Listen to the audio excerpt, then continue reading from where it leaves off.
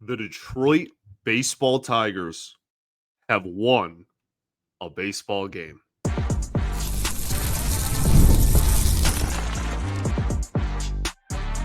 You are Locked On Tigers, your daily Detroit Tigers podcast. Part of the Locked On Podcast Network, your team every day. What is up, everybody? Welcome back to another edition of Locked On Tigers. I'm, of course, your host, Scott Bentley. Today is Friday, September 26th, 2025. Thank you so much for making Locked On Tigers your first listen every single day.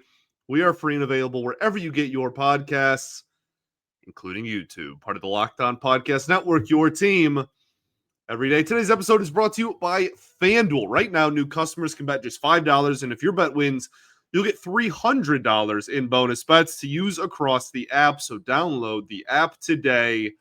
The Detroit Tigers have won a game. Not only have they won a game, they have won a game against the Cleveland Guardians. It is a beautiful day. It's just such a beautiful day. Go do something you never thought was possible. You know, ask out your crush. Go maybe play the lottery. Go ask your boss for a raise or a promotion or something. Do the unthinkable with your day, because anything, as Kevin Garnett said, anything is possible. The Detroit Tigers win 4-2 in Cleveland over the Cleveland Guardians. They are now tied with Cleveland again in record on the 2025 season, which means they're tied with them atop the AL Central at 86 and 73. Thank goodness was my first thought. Legitimately. What was just a huge, massive sigh of relief. Even if they don't come back and win the division, which I do not think they will, okay? In no way, shape, or form am I insinuating that is like going to be the result of this one win, okay? I am not holding my breath for that. But at this point, it is, and this sounds so sad to say out loud, but it is legitimately so nice to just know that they're not going to lose out. They are not going to end the season on a 12-game losing streak. Because it was so bleak there for a little bit.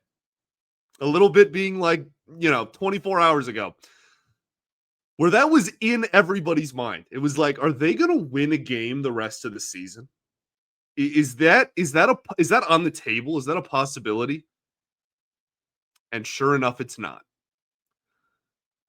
They may lose the next 4 and just look like they did, the previous 7. But they are not going to end the season on an L12.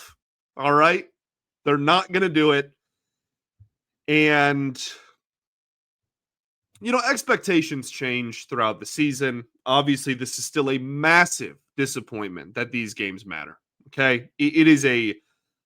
I'm in a great mood. They won. They're back in the thick of, the race and everything. I want them to make the postseason. I know a lot of people, especially after the losing, were looking around and were like, "What's even the point? Don't whatever." I'm not going to tell anybody on the planet ever how to be a fan. Okay, we all are fans in different ways. One is not better than the others. It's all subjective. It's sports. It's supposed to be fun. You be a fan how you want to be a fan. For me, the whole point is to win. The whole point is to have a chance to win a World Series. And you can only do that in the postseason. And I don't care if you do end the season on an L12. If you make the postseason, you have a chance. And hopefully, this win on Thursday night helps seal the deal of giving them a chance and giving them a postseason berth. I just, again, it's like a weight has been lifted off of the fan base's shoulders. That's genuinely how I feel. Yesterday, I had said that games 1 and 2 were extremely similar in terms of how the team lost. This game was extremely reminiscent of the first few months of the season and how they would win and how they got off to the massive lead in the division, that is. Right? They got off to an early lead in the ball game. Do you remember that? That feels like a lifetime ago. Do you remember the first 2 months of the season when the Tigers were like that? That was what the talking point was, is that they're the best first inning team in baseball.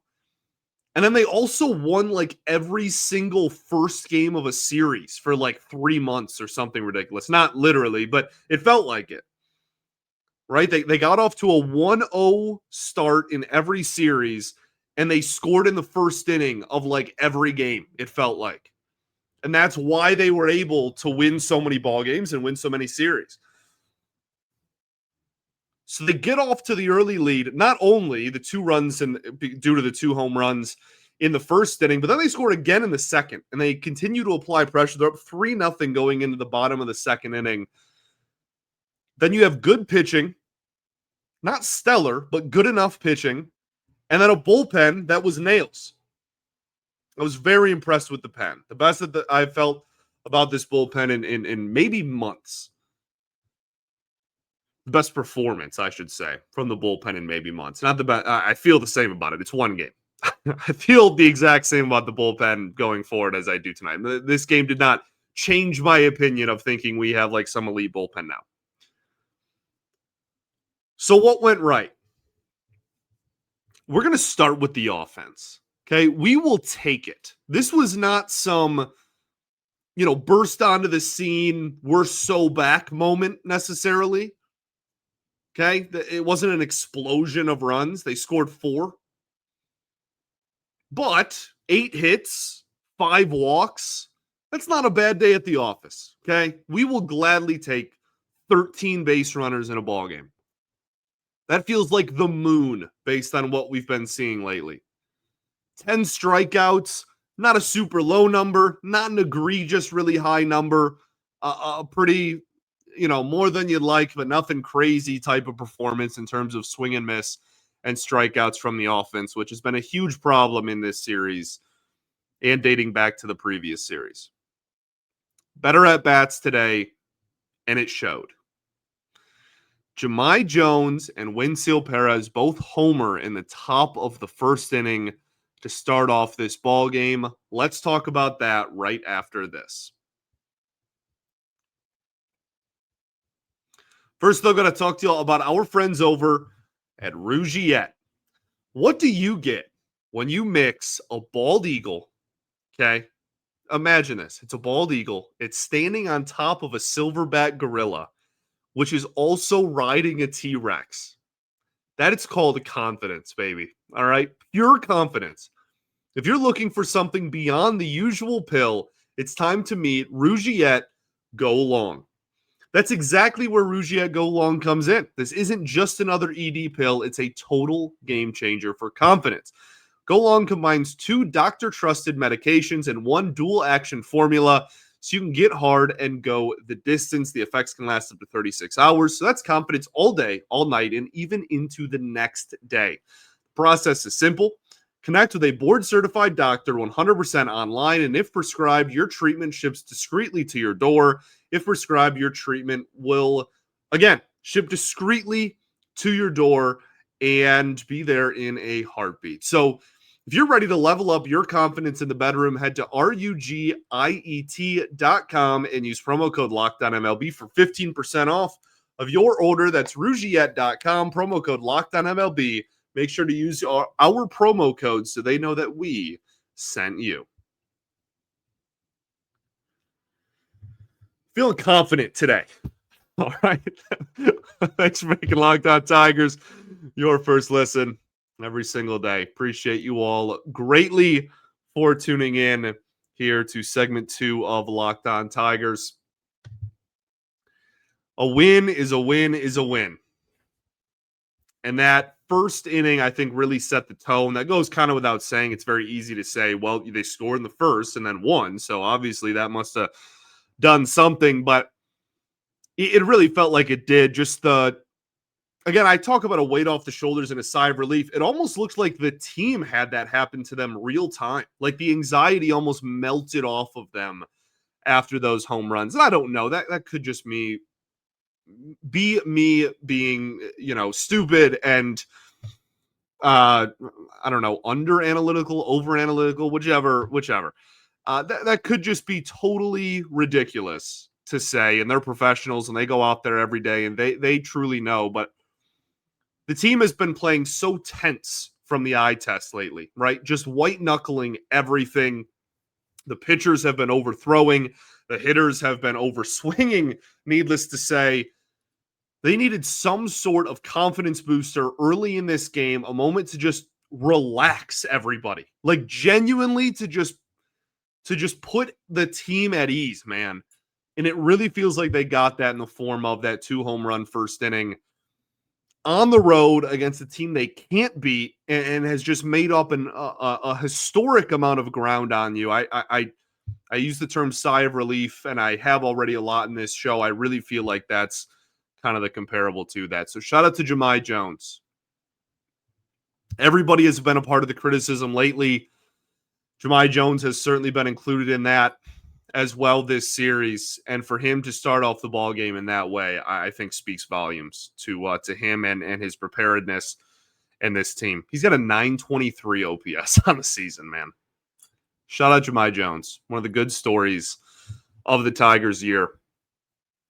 Winfield Perez, home run, 2 walks in this game, gets on base 3 times. He has been swinging out of his shoes for the last week, man. Like curveball is bouncing on home plate. He's trying to send to Mars. Like just has been hacking so aggressively. And I thought that this was the first game in a while where, and I'm sure he was swinging hard, obviously, for the home run early as well. But it almost felt like that was a, get off my back situation where it's like, okay, that's behind us. Now we can just go back to taking the professional Winfield Perez at bats that we've become accustomed to over the last calendar year, really. And that was so nice to see. You had Javi getting in on the action because why not? Of course. When you least expect it, here comes Javi. Maybe that's Javi's thing. Maybe that's the Tigers thing. They just can't be the team. They have to be like, okay, now that everybody has lost hope, it's go time, baby. I say that tongue in cheek, obviously. I hope that they don't feel that way. But Javi goes 2 for 4 with an RBI. Has just been terrible at the plate in the second half. That's a meaningful run. It's a meaningful run. The game got within 2 runs. He had an RBI. Means a lot. Also hit the ball hard even on an out in this game. And then the strikeout he had was a terrible call. That ball, it was a solid baseball outside by the umpire. So really, I mean, much improved at bats from what we've been seeing. Maybe just need a few days off to kind of rest and get the body back to where he wanted it to be. Outside of those guys, you had a Riley Greene home run. Riley Greene's game as a whole was a perfect encapsulation of his season. And it's everything that makes him amazing and makes him truly a great talent, and also everything that makes him beyond frustrating. He goes 1 for 3 with a walk and 2 strikeouts, and those 2 strikeouts came in big moments, one of which was literally with the bases loaded. He had a solo homer, a walk, good, but wanting to see a lot more walks than we have been from Riley. Then a strikeout with men on and a strikeout with the bases loaded. Just a classic Riley Greene 2025 performance.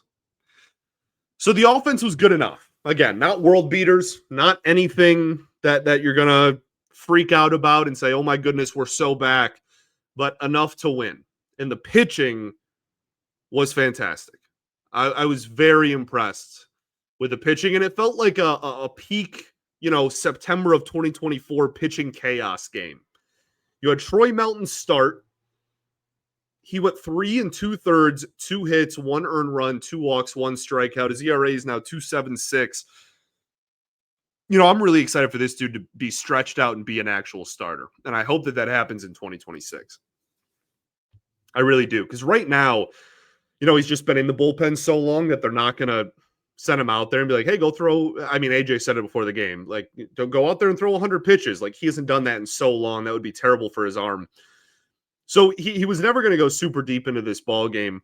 But the stuff is so good. And he is a starter by trade.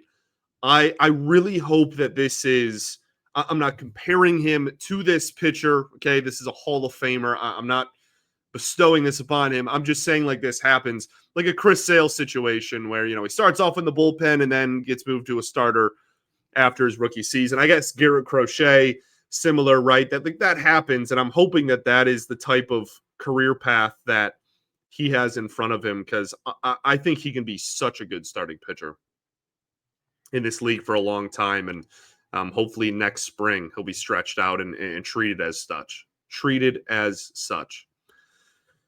In this outing, the command was kind of all over the place on his secondary stuff, but the fastball was good enough. And it's an electric pitch. It's a really effective pitch. And again, like he did enough. Was he completely lights out and dominant? No, he had 1 strikeout and 2 walks on a run given up. Like that's not a box score that's going to get you into Cooperstown, but it was enough. He made pitches when he had to. He was living on fastballs on the bottom rail over and over and over, just peppering them. And Cleveland has been so used to those, whether it's the splitters from the bullpen or the sliders from the starters, been so used to kind of spitting on those pitches throughout the series that in this game it kind of caught up with them and they were able to just pepper them low. So really impressed with how he handled this ball game. And then the bullpen is the star of the show. The offense we'll talk about in a second left a lot of opportunities to be desired. Okay. They should have scored a lot more than they did. 4 runs again isn't anything crazy. Melton, not anything crazy. The bullpen, something crazy. All right. The bullpen was absolutely stellar. Brant Herter, Tommy Kahnle, Tyler Holton, Kyle Finnegan, Will Vest, the A+ pen goes out there. And I think all 5 of them looked great. And you were going to empty the clip, right? You needed a win more than you needed air to breathe. You were going to empty the clip and send out any and everybody not named, like maybe Tarek Skubal was going to like walk into this game. Anybody else pretty much was available. Herter goes over an inning and strikes out Stephen Kwan. That might be the most impressive thing that's happened to the Tigers in 2025. Oh my gosh, this guy has just done nothing but terrorize this organization his entire major league career. And just to watch him actually strike, like not only strike out, he struck out on a ball that was like 5 feet off the plate. I don't think I've ever seen him do that ever. Nonetheless, against the Tigers. I tweeted out that I wanted Brant Herter's number retired and put on the brick wall in center field. Put him next to Morris and Trammell and Sweet Lou. Oh my goodness. Put him right next to like Greenberg. Maybe he can go under Ty Cobb's name since Ty Cobb doesn't have a number. There's some space there. It was just a beautiful moment that really made me emotional. It moved me. The rest of the bullpen was great too. Tommy Kahnle, I think, continues to really turn a corner here. Now, those are like famous last words. I feel like now he's, going to go out there and revert back to what he was doing. But for real, I think the changeup has looked a lot better and has looked like, honestly, not to say that he's going to ever repeat the production he did from the first 3 months of the season, but that's how the changeup looks again. It looks sharp. Kind of falls off the table there. I think it looks like it did kind of in the first half again. So hopefully that's a sign of things to come, especially if this team is going to end up playing postseason baseball. Tyler Holton, I think, continues to look great. I've been talking about it all September. He does have a run to his name, but he wasn't on the mound for it. Kyle Finnegan gave up a hit to J-Ram, and like J-Ram's J-Ram, dude. Like even more so than Stephen Kwan. This dude is. He wakes up every morning and goes, how can I make the city of Detroit miserable today? And honestly, I respect it. I really do. Because he's so good. I wish we had a J-Ram. There is not a soul on this team that is a J-Ram. Even close, really. I think he's one of the most underrated players in baseball. He has transcended Tiger Killer so much that I actually like him again. He's the only Tiger Killer in my lifetime that and not when he's playing the Tigers and when he's doing the killing, right? Okay, no, not a big fan of that. But when Cleveland plays other teams and I watch, games just around the league throughout the summer, I love watching J-Ram play baseball. Okay, that was like a weird side tangent, but he got a double. My point was Kyle Finnegan gave up an RBI double to J-Ram. I don't even care anymore, dude. Like it's so inevitable that he is going to terrorize this team that like, okay, we still got to win. I'm not even going to be mad at a pitcher. Like that wasn't even he threw a splitter. It was a little bit higher than he wanted it. It wasn't like an awful pitch. It's just J-Ram playing against the Detroit Tigers. He's prime Barry Bonds. And then Will Vest strikes out the side. And he needed that. I know it was the bottom of a Cleveland lineup that's not very effective. I don't care. He needed something to go his way. He has been really sliding with the team here over the last few weeks. And I think that's a big moment for him to get back on the horse and a huge moment for this team to get back on the horse. Finally, a solid game from the bullpen. Been begging for this bullpen to find itself for weeks. Finally, they do it. They're the stars of the show. Players of the game is anybody who came in relief in this game. Okay. Oh, and then also on what went right, I have written down Cleveland made an error. Not that I'm like celebrating errors, and it didn't even cost them a run. It's just I've gotten so used to when we play Cleveland, like we just punt the ball all over the field and don't do anything right. And Cleveland looks like, the 27 Yankees. And to just have it be on the other foot, even remotely, was just kind of cool to see. Okay. So that's just me being a jerk, I guess. But it was nice to see the someone wearing a red jersey that said Guardians on it to make a bad play for a change. It was just such a change of pace. It almost made me tear up. All right, let's talk about what went wrong. Not a very long list, but there is a list still. And then we'll preview the final weekend of the season. We'll do that right after this. First, I got to talk to you about our friends over at FanDuel. The NFL season is here. FanDuel is making sure you're ready for kickoff with a can't-miss offer. Right now, new customers can bet just $5. And if your bet wins, you'll get $300 in bonus bets to use across the app. FanDuel is great. It fits however you like to bet. Player props, building a same-game parlay, or even jumping in live as the action unfolds. It makes every game more exciting, whether you're watching your team play or just keeping an eye on your fantasy lineup. It doesn't matter. It's the best. So, are you ready to play? Download the FanDuel app by visiting FanDuel.com to get started. It's FanDuel.com to place your first $5 bet.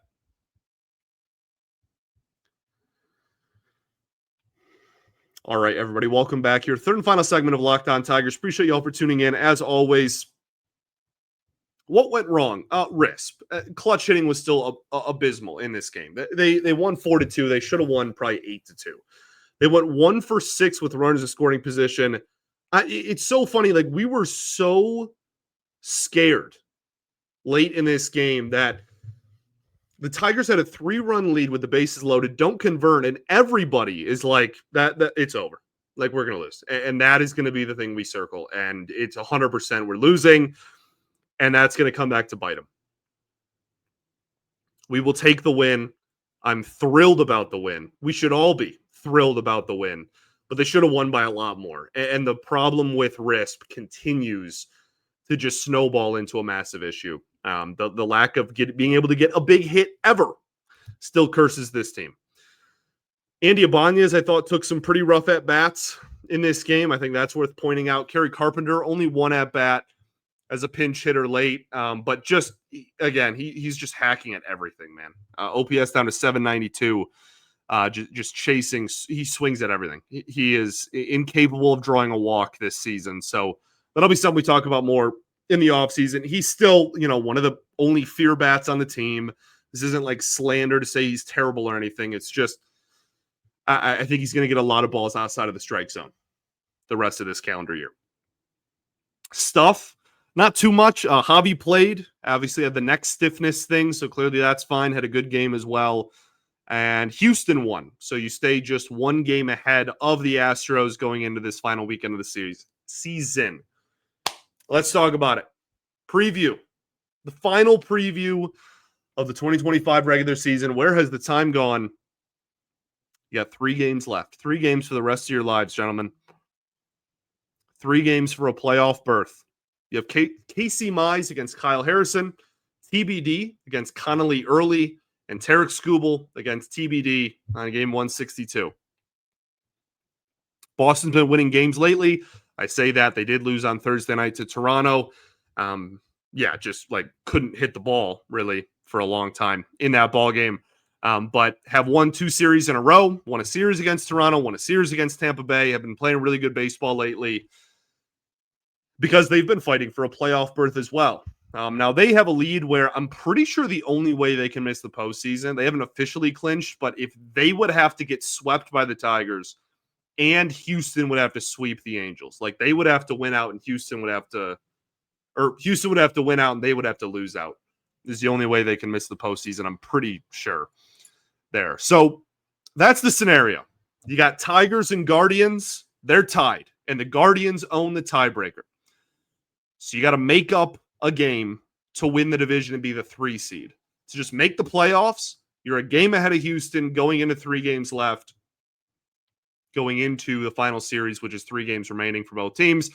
Tigers play the Red Sox. Guardians play the Rangers. Astros play the Angels. If you win more games than Cleveland this weekend, all of a sudden, you are somehow the 3 seed. That is mind-boggling to me, given everything that this team has gone through over the last 3 weeks, over the last really 2 months. If they win more games than Cleveland this weekend, they get they don't get a first-round bye, but they get home field in the wild card game, which is crazy. If you win the same amount or fewer games than the Guardians, then you're fighting for that last wildcard spot. And with that, you're obviously fighting for Houston. I guess if you sweep Boston, then it kind of gets weird depending on what Houston does with who goes where. But I think it's pretty safe to say that it's going to be some combination of Houston and Detroit and Cleveland there for that final seed. You win less than Cleveland and lose 2 more times than Houston, then you miss the postseason entirely. That is still very much on the table.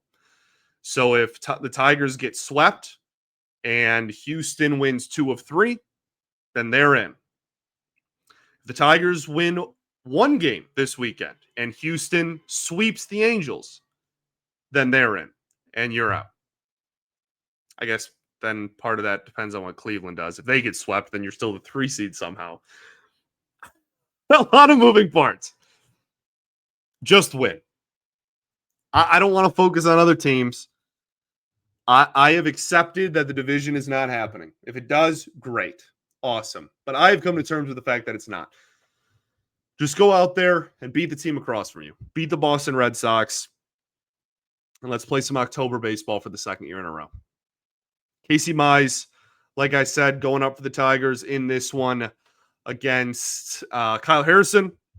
This game is also on Apple TV. So no Benetti and Co., no FanDuel Sports Network. You're going to have to watch via Apple TV. And that's it, man. That's it. This is the This is the last time we'll speak until we know the fate of this team, man. No episode until Monday. So this is it. Godspeed. I'll see you on the other side on Monday to talk about whatever happens. They could, again, be anything from division champs for the first time in 11 years and a 3 seed with home field advantage in the wild card round, or literally not in the postseason at all, and anywhere in between. Whatever happens, I hope you all have a fantastic weekend. Thank you so much for supporting the show throughout the year.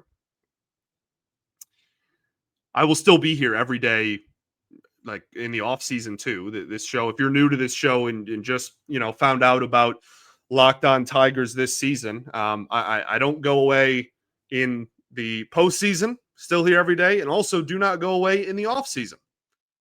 Still here 5 days a week. Even we go down to 3 days a week just in like the month of January, when it's like the true dead time of the off season. But then once pitchers and catchers report in February again, we're back to 5, and all the way through winter meetings, we're at 5. So I'm not going anywhere.